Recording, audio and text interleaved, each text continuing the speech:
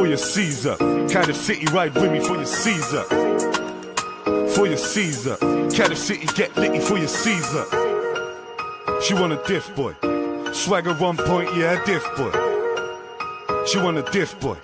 Swagger 1 point, yeah, diff boy. For your Caesar. Grab a little something for your Caesar. We the geezers. Swagger stone cold like freezers. She want a diff boy. She want Starvz, not Fitzroy. She want a diff boy. She want Starvz, not Fitzroy. She want a big man. Says she want a man from... Yes, guys, I'm Si. Welcome to Cardiff City World. Welcome to your instant match reaction. Port Vale 0, Cardiff City 0. A disappointing Cardiff City performance, but I think there's a few positives there, and there's a few I told you so's. But there we go. It's early days. I'm messing. I'm joking. It's early doors, right? Early part of the season. It is going to be a long old slog, and Cardiff City are unbeaten. Let's just go with that. Let's just focus on that. We've got to find a way to cope. It felt very last season-ish, and I know some people are going to disagree with some of these hot takes now, but it's just there's a reason I don't do the instant reactions. But I think we're going to struggle all season playing Ryan Wintle week in, week out. Not because he's not good enough, because I think he was superb on Saturday. But I'm not sure that he's got the consistency and the ability, or whatever it may be, to do that week in, week out. So I think we need another option who can play a similar role and to a similar level. Chris Willock is getting to the kind of last chance saloon now with me. I thought he was dreadful tonight. Really, really poor. Ollie Tanner, oh my word. His crossing tonight was unbelievably bad, all-time bad. And this is the kind of I told you so, and I don't like to be right. I thought Callum Chambers was very, very poor. And I kind of stand by what I said yesterday, I think it was, or the day before, whereby just because he's captain, he shouldn't necessarily just be automatically put back into the team. We looked a little bit better in the air and defensively when Will Fish come on, but I don't think that you can blame Dylan Lawler for that either. We just weren't very good. I know some people were saying about Joel Bagan. I thought second half Joel Bagan was pretty good. First half he was all over the shop. He needs competition, and I think you'll see a better version of him if he's not guaranteed a spot every week. Ultimately, right, in my opinion, the young players are going to be inconsistent. Your Lawlers, your Joel Colwells, Ashfords, all these people, they're going to be inconsistent because they're young and they're still learning, they're still developing, and some of them haven't played a lot of first-team football. But that's when you need your Chambers, your Wintles, your Willock. These are the guys who've got to step up in that. And Joel Bagan as well, they've got to step up when the young players maybe are struggling a little bit, whether it's the physicality, whether it's just a bit of inconsistency. That's when, though, you need a real big performance from those senior players. And I didn't think they did that tonight. But also, it's early doors. It's early, Chambers, you might be a bit rusty. What else was there? I'm a bit concerned about Trott's distribution, I got to say. Jesus Christ. That was phew. But, maybe he's an exceptional goalkeeper. And it was his first game with new teammates, so you can give him one, you can allow it. But that was a bit of an eye-opener and a bit of a worry to me. We were going along to Callum Robinson. It is a reality check, isn't it? But I don't think it's all doom and gloom. I don't think it's the end of the world. I think the majority of the issues that we can see are issues that we already knew about. Physicality, left back, centre back. We knew all those issues before, so I don't think that's too much of a concern. Oh, not too much of a concern. I don't think that's a massive surprise. Our final ball is letting us down, though. In both games now, our final ball has been a problem. And it doesn't matter who you've got up front. And in my opinion, Yusuf Salic is by far the best out-and-out centre forward in the League One. Doesn't matter if you can't put good service into him. And we worked a lot of, even when we were really poor in the first half, we still worked ourselves into some good positions to put the ball in the box for him. And the crosses were awful. I've never seen so many overhit crosses. Overhit like freaking. We got to sort these set pieces out as well. Like, we didn't really find the rhythm with our passing. It was like little spells or little glimpses of it. So you can see what he's trying to do, and you can see it'll get better. Like those patterns and the way we're trying to play, that'll all get better. So I'm not too concerned about that side of it. I'm concerned with the lack of urgency. Foul throws, like taking like 5 minutes to take a throw in at some points. It felt like we just got no interest in urge. We didn't seem to have an interest in going to get the winner. Like it was just like we were happy for the draw. And I think you can allow that, but you can also, allow for other stuff as well. It is what it is, isn't it? Oh dear. Got a fucking stupid thing on again. Bloody cats. I apologise. Have I just been speaking for all that time? It's because there's so many comments in there. I apologise if there was some sort of sound effect there. That was a stupid cat. I'm going to have to start literally checking my roadcaster before we start. That's bugging. Just went on a big old rant. Look, it is what it is. I think I do not understand, not having Isaac Davis on the left. Like, that was a problem on Saturday, was the left-hand side. Bagan and Willock, Bagan and Ashford, they all want to occupy similar areas, and it gives us no width.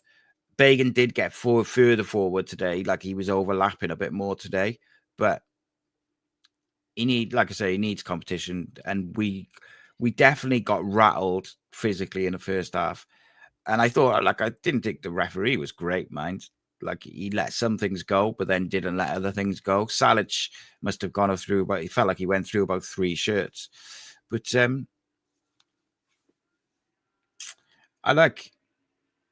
it's going to be interesting because when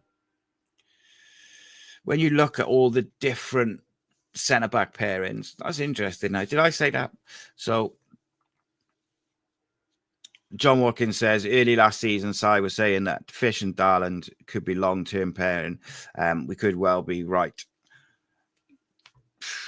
Did I say that? I mean, that must have been well early in the season. But yeah, I mean, I just thought, I don't know, he wasn't very impressed with Chambers. Lawler was all right, but I think he's one that you got to, I would take him out with the side next week. Or maybe I'd leave him in for the cup game and then take him out of the next league game, because I don't think there's no benefit to keep playing him week in, week out. The problem is, I wouldn't be shocked if in training he looks like far and out our best defender.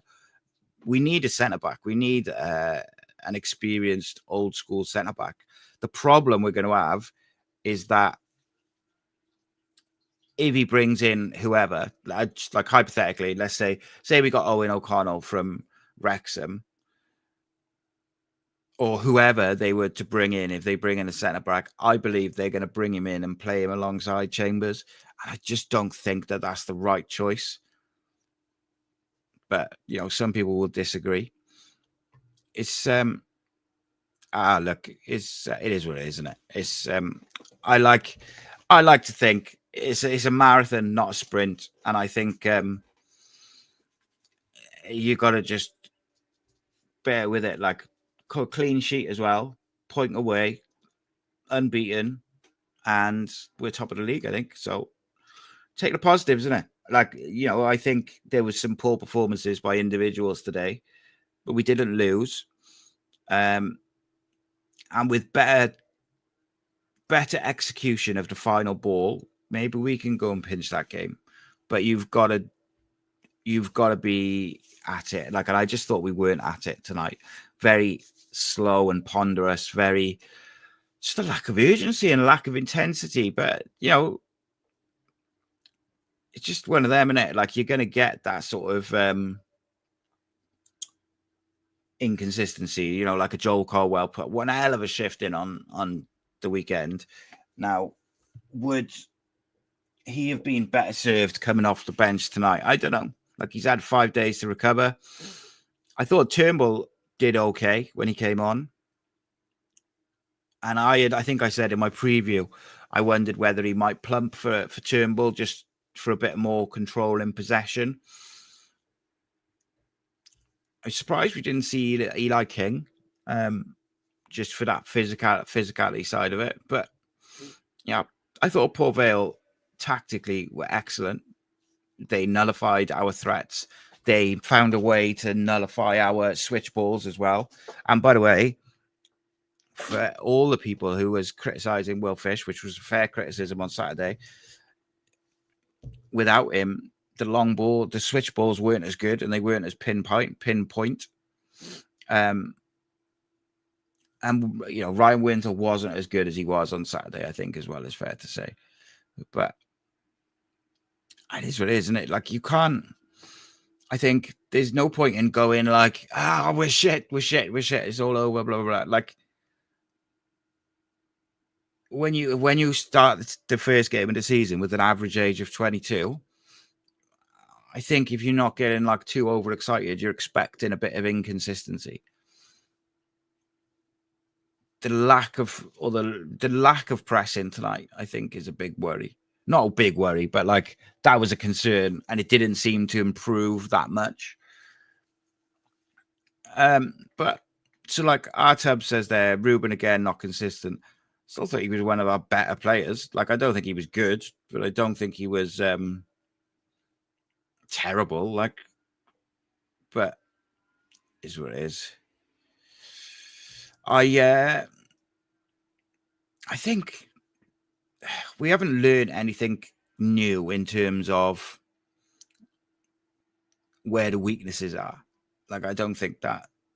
I think we've discussed that we probably need an experienced centre back. I think we know we definitely need a left back. And I do think we need a striker. Like, we need to give Salic a bit of support. Like, it's like I feel like he looks a bit isolated sometimes, and he's a warrior. Like, he got absolutely battered today, absolutely battered, bloodied, and the rest of it. But see, if we had a left-footed centre back, it would be helpful as well. There's a couple of times today where Wintle, and I think it might have been Fish or Chambers, I forget, but they were facing towards the left-hand side.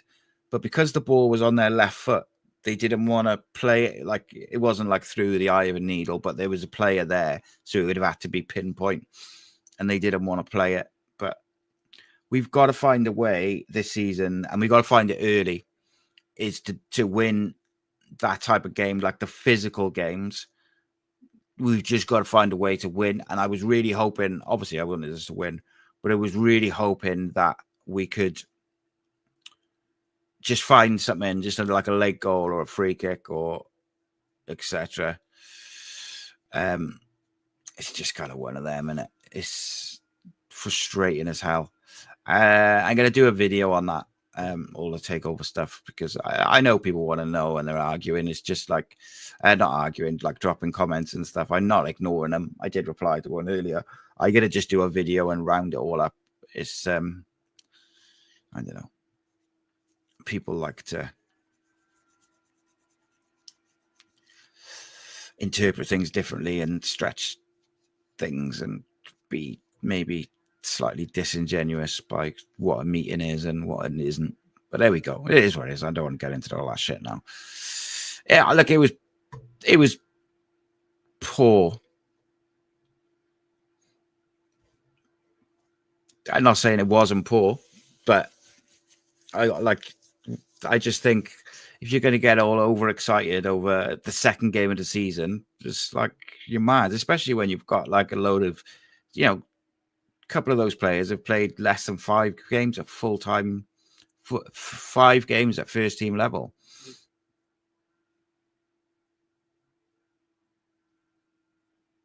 Yeah, like I'm not saying strikers urgent. We need a midfielder, I believe. And I think we need a centre back and a left back. They would a winger as well. They're the 4, which I said at the start of the window, they were the 4 I think we need, and I think now we still need them. Yeah, Trott was an interesting one. I thought it was very harsh for Turner to be rotated out, but equally, I think we discussed before, like most managers like to have their own keeper for whatever reason. He obviously brought him in to play.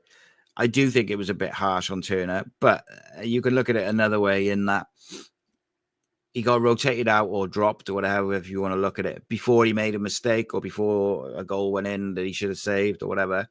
So what you can do is you could put him in the Swindon game now, and they can be literally fighting for that number 1 spot in the league then. I was a little bit concerned by Trott's distribution, I got to say. Maybe just a bit of nerves and stuff, but we'll see. The lack of urgency was puzzling. Like on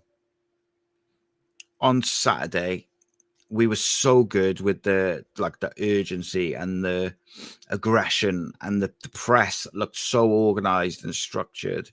And when we lost the ball, we were so quick, like hunted in packs to get the ball back. And I think it's that sort of stuff that's the most disappointing, because that side of it was so good on Saturday, and it was so good in pre-season as well, like that side of it. So then to not really see that today was a bit disappointing, I thought. Dr. Adrian Fitzsimmons says, Willock could not hit a pass, a cross, or shot tonight. Only bit of joy we had early on was Salic challenging for long balls. Could have done with Robbo alongside him rather than 2 wasteful wide men.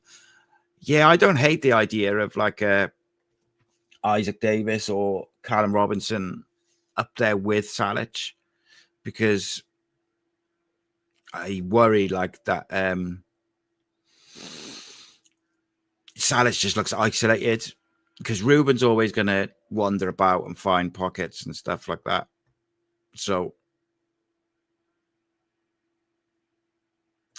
but it's not, isn't it? It's like it's judging each game as it comes. Like Jamie says, hang on, people got overexcited over the first game of the season.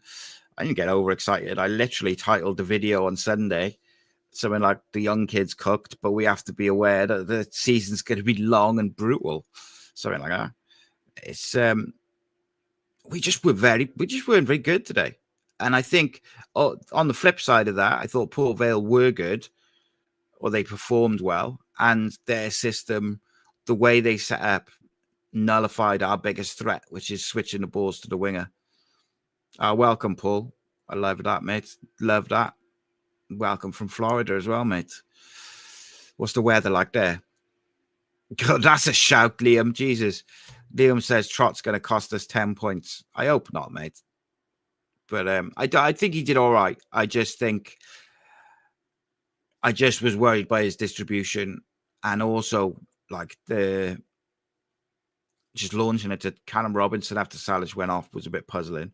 But I would like to see Darko Gyabi. I said it like either him or someone with a similar profile to him, who's like physical and aggressive and got a bit of pace.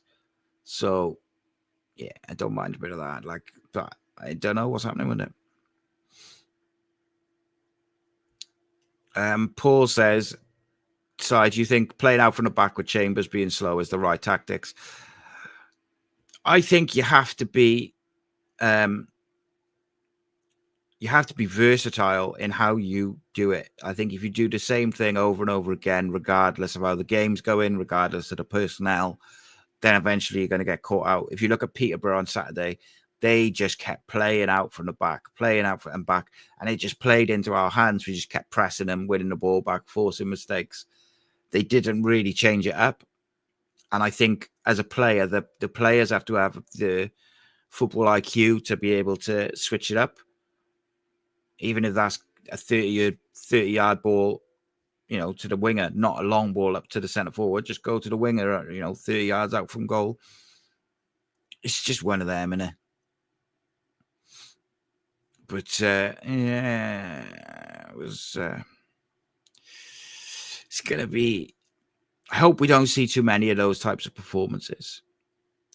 And I also think we have to be prepared. One of the things that you have to be prepared about when you've got a young side like what we have is teams are going to try and physically bully us, which is why we could do with a really athletic central midfielder for me, like someone who's just an absolute unit, but is half tidy on the ball as well. We haven't played Port Vale for 22 years. That's mad, isn't it?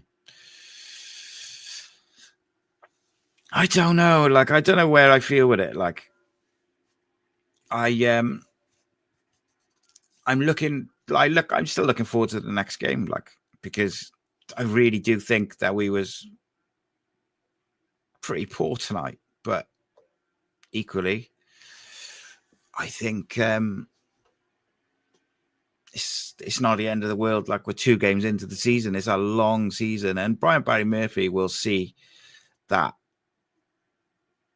And I think, like, fans you've got to be able to be like, I can't believe that people thought that these young players were going to be able to turn it on week in, week out, especially like in the first month or 2 of the season. Maybe later on in the season, they'll be able to find a bit of consistency.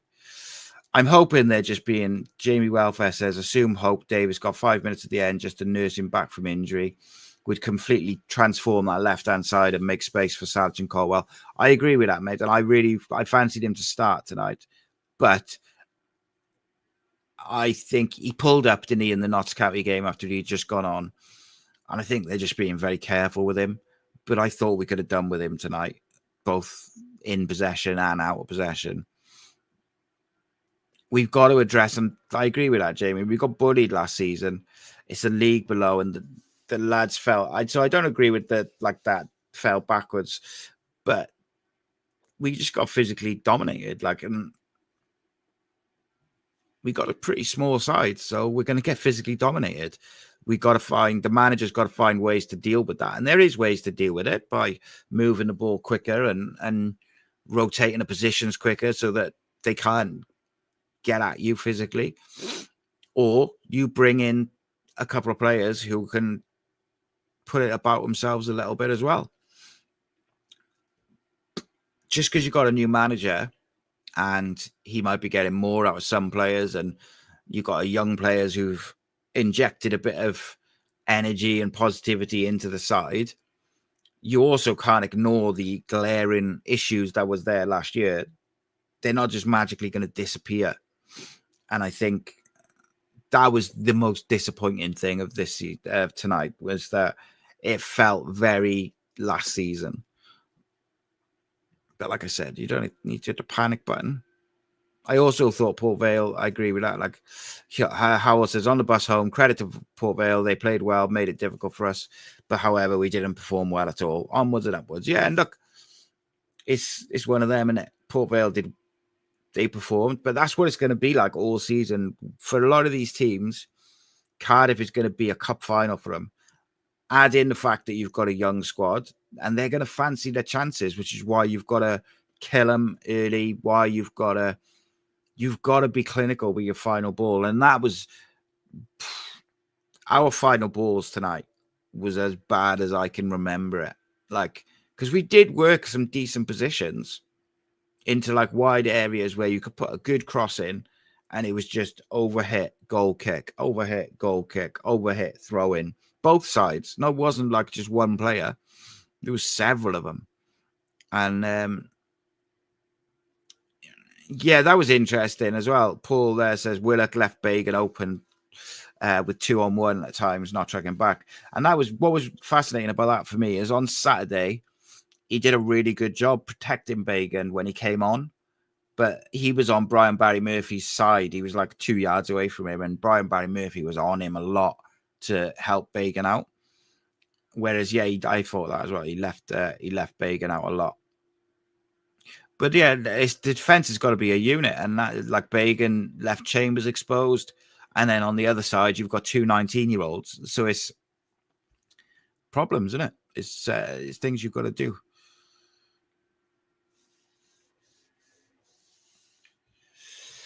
I just think that, like, I don't know. There's 2 ways to it, I suppose. Like on one side, I'm like, that was so bad. But then on the other side, I'm like, second game of the season, young squad, Chambers' first game, so he's going to be rusty. Keeper's first game, so he's settling in.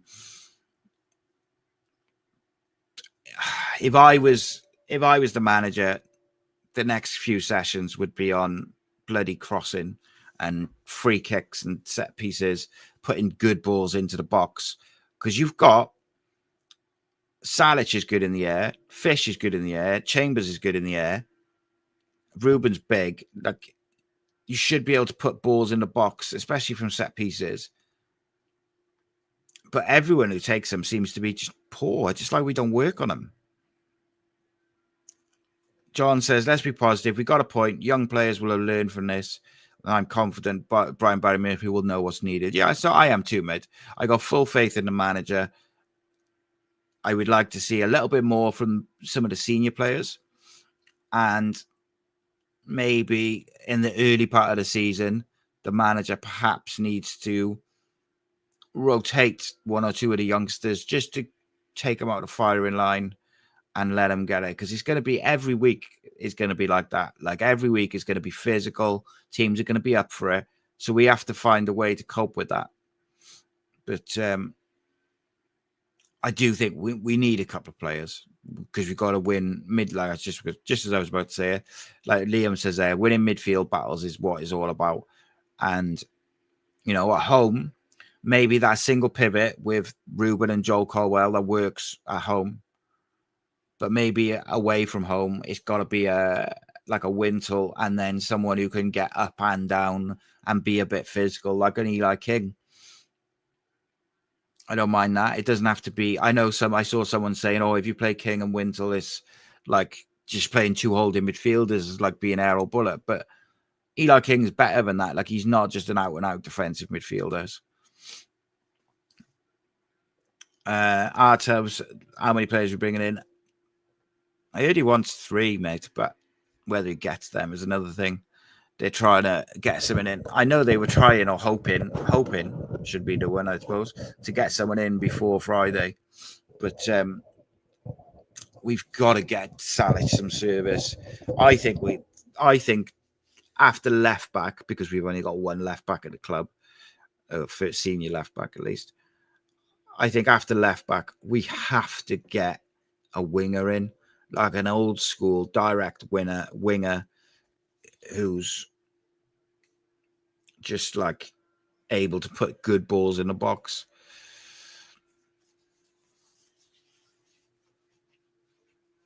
It's going to be interesting. It's going to be interesting how it progresses. I think it's one of them, and it's easy to fall into like that negativity trap when you have a performance like that. But just as it's easy to get too carried away. I think that was probably my biggest disappointment is the difference in performance from Saturday to today. Like even if we had played like a similar way to Saturday, but it hadn't been as effective or not quite as good, like that would have been okay. But it was like we never really tried to be that aggressive in the press, and we never seemed to move the ball that quickly. Like I didn't see a lot of one-touch passing tonight.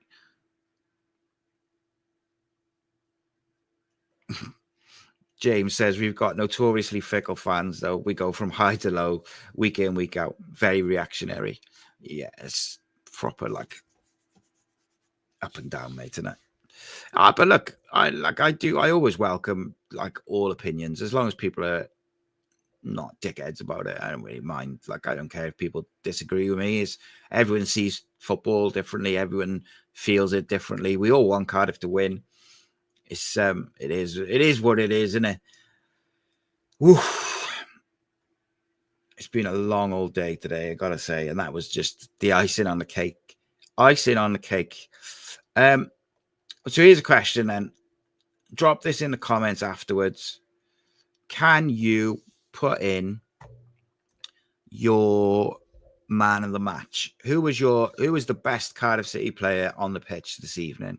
Because I think that's a flipping tough shout. Because not sure anyone was particularly great. Yusuf Salic was just like, he got absolutely battered tonight. Kapakia was pretty good.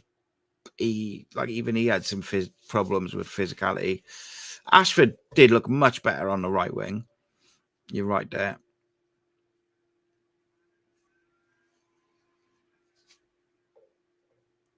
I'd like to see Tanner go on the left. I would.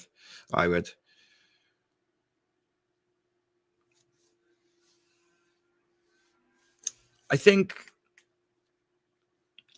do think the majority, like Joel Colwell, will get better as the season goes.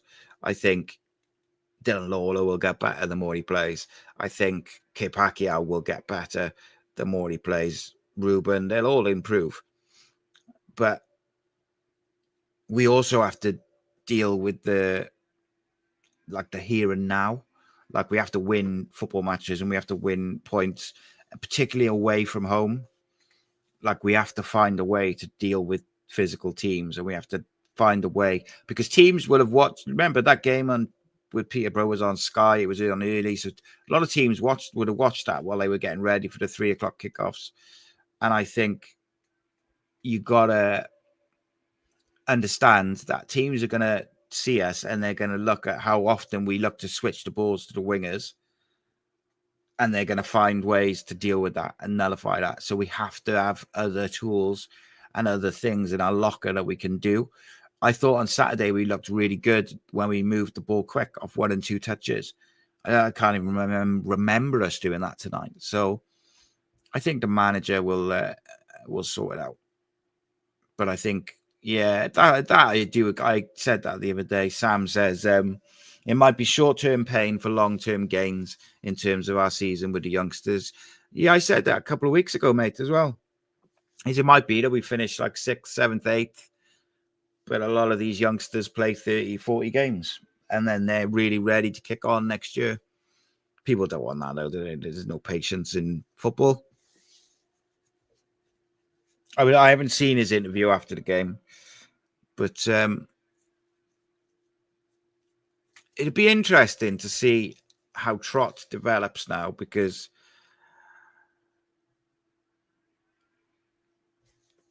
I didn't think that, I don't know what it was. His distribution made me nervous, though.